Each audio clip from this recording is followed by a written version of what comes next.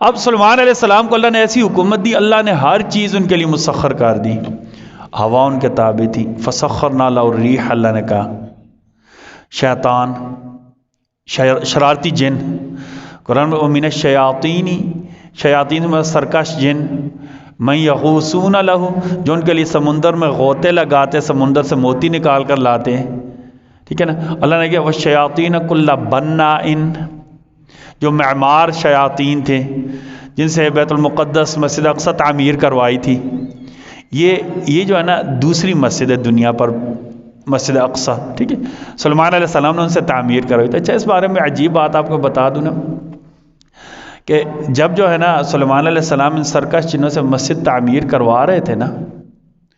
تو اللہ کا نظام، ان کی موت کا وقت قریب آ گیا۔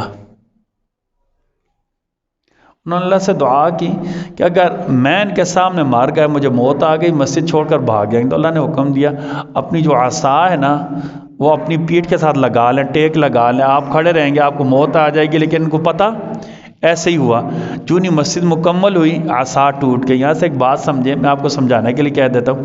ہمارا ایک بڑا تصور یہ ہوتا ہے کہ جن سب کچھ جانتے ہیں، جنوں کو تو اتنا بھی نہیں پتہ ہوتا، بندہ 10 میٹر دور کھڑا تھا، انہیں پتہ نہیں تھا یہ زندہ ہے یا مار گیا ہے، یہ زندہ ہے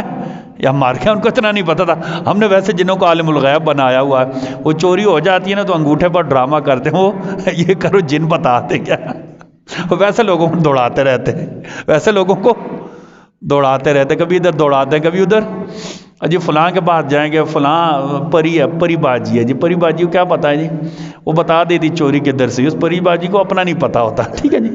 یہ ویسے گپ ہوتی ہے، ٹھیک ہے نا، مناسب اسباب اختیار کرنی چاہیے، یہ توہمات ہوتی ہیں، ٹھیک ہے جی۔